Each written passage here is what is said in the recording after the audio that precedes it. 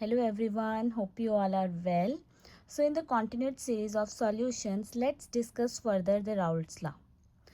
Basically, this is the vapor pressure of liquid solutions. In this, we will understand what is the effect of vapor pressure when we mix two components. Here, binary solution means the solution which is made up of two components, two different components. So Raoult's law states that for a solution of volatile liquids basically which has the less boiling point, lower boiling point, which can be boiled at very low temperature, then the partial vapor pressure of each component is directly proportional to its mole fraction. So according to Raoult's law, the partial pressure of each component of that volatile liquid is directly proportional to its mole fraction. If we talk about the component first, then it's directly proportional to its mole fraction. And if we talk about the component second, then it's directly proportional to mole fraction of that component. To remove this sign of proportionality, there is a constant that is P1 naught. This is the vapor pressure of pure component. So, according to Raoult's law, the vapor pressure of a volatile liquids, the vapor pressure of each component is P1 is first component and P2 is the second component. That is equals to mole fraction of that component. And here this is the vapor pressure of pure component in which there is no mixture. So, but according to Dalton's law of partial pressure, Dalton is again another scientist who gave the law of partial pressure, which states that the total pressure of the solution which is directly proportional to partial pressure of all the components present in the gases or liquids, whatever we are considering the system. In that system, total vapor pressure will be equals to the partial pressures of all the components. So P1 and P2. From here we will put the value of P1 and P2 here. After putting these values, it will become P1 naught x1 plus P2 naught x2. We know this relation very well. X1 plus x2, it is equals to mole fraction of one component plus mole fraction of that another component, that is equals to 1. So from here we can calculate the value of either x2 or x1. Here we are putting the value of x1 by taking it here 1 minus x2. So we will put 1 minus x2 in place of x1.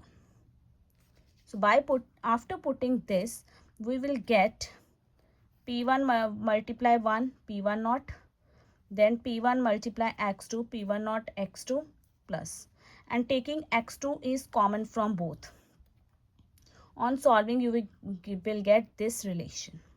This is the way to calculate the vapor pressure of liquid solution.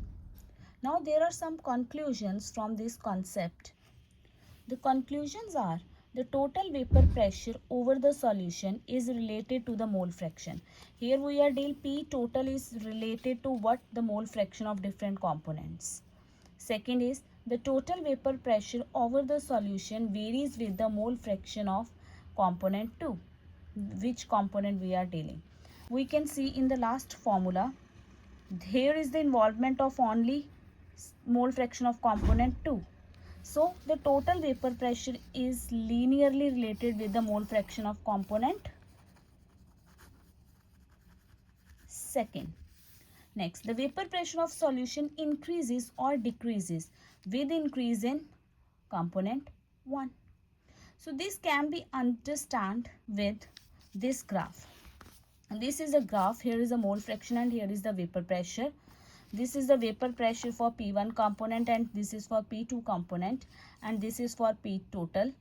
As the mole fraction of second component increases, the vapor pressure of the solution also increases. So it depends on the mole fraction of that component. Either the vapor pressure will increase or decrease. It completely depends upon the mole fraction of that component. That's all about vapor pressure of liquid solutions. Next part is the vapor pressure of solids in liquids. Here we can see the two diagrams. This is the A part and this is the B part. In this you can see in this beaker there is no solute. Only a pure solvent is present and all the layer of the molecules is of pure solvent. But in case B, there are some dark round and some circles. This shows that there is 1 mole solute and 1 mole solvent. This dark line, this dark one represents solute and this one represents solvent. So here are some solute molecules as well as some solvent molecules. Now we can understand in the pure liquid, the entire surface is occupied by the molecules of the liquid. If the non-volatile solute is added, then the surface is covered with solute as well as solvent molecules. The vapor pressure in this case is only due to the solvent molecules. Vapor pressure is basically the pressure exerted by these solvent molecules when it gets vaporized in the equilibrium condition. But here, as the number of molecules of pure solvent gets reduced, so vapor pressure will also gets reduced because here is lesser number of molecules solvent, but here the number of solvent molecules are more. So it depends on only the mole fraction of solvent. So we can say that in case of vapor pressure of solids in liquids, it depends on the mole fraction of only one component, not both components. So mathematically we can say that P1 is directly proportional to X1. So P1 is equals to X1 P1 naught. This is the vapor pressure for pure component and this one is the vapor pressure for the solution.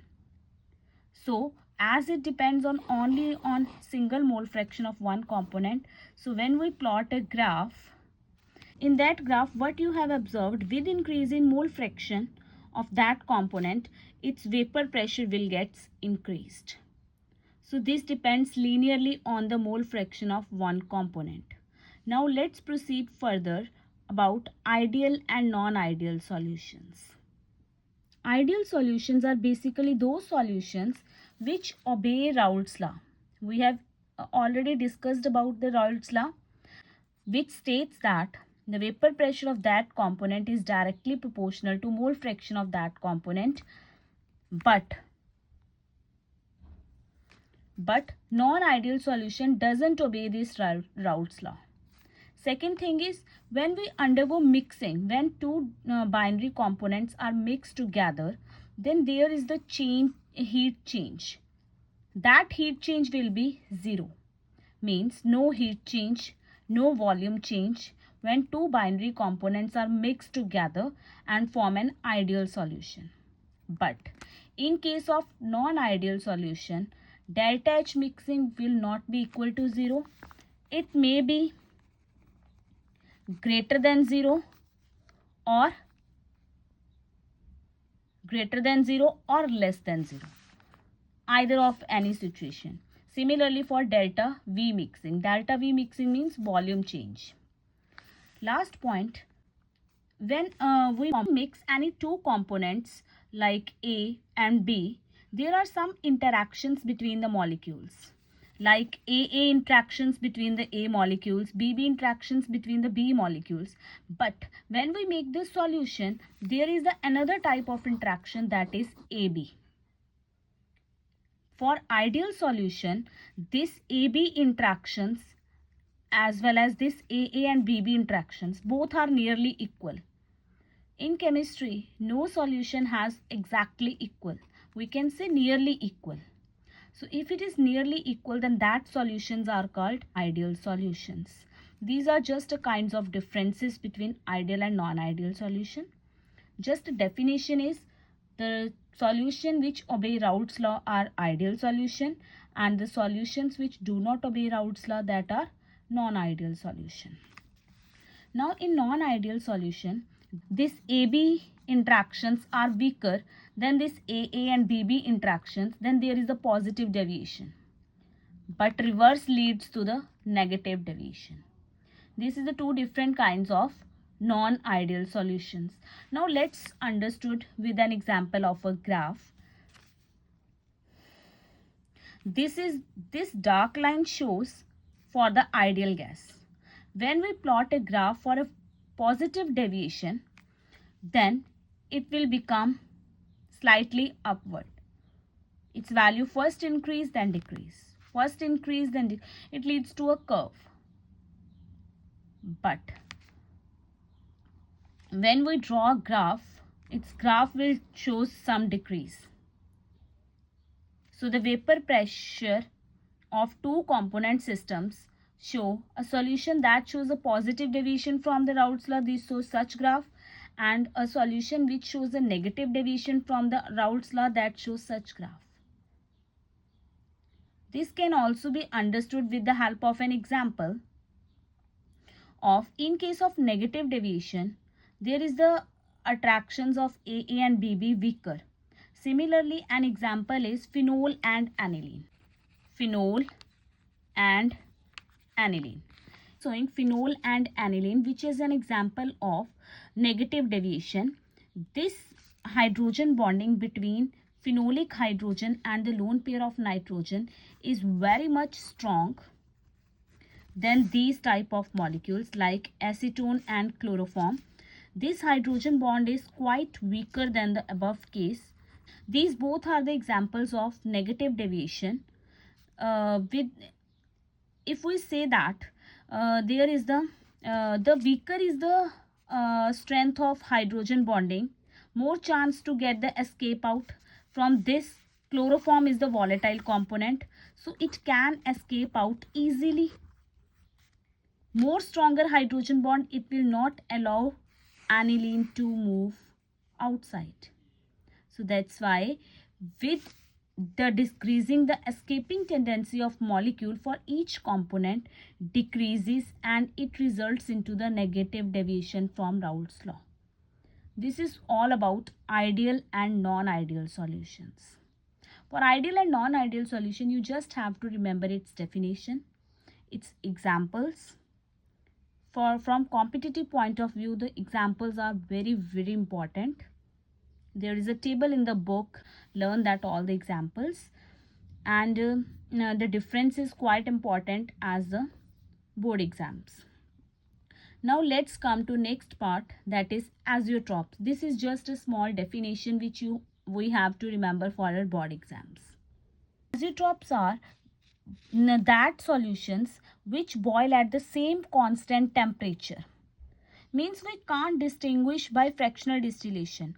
Basically what we do in fractional distillation, all the liquids will be boiled, mixture of liquid components will boil at different temperatures so that they will separate at different temperatures.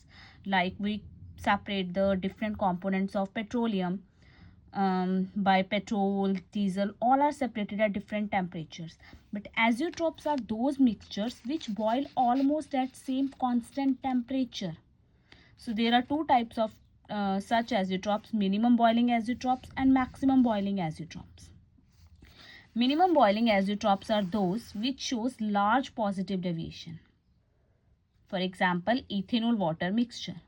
While maximum boiling azeotrops are those which show large negative deviation. Examples are nitric acid and water. You just have to remember the definition of azeotrops with example. That's all.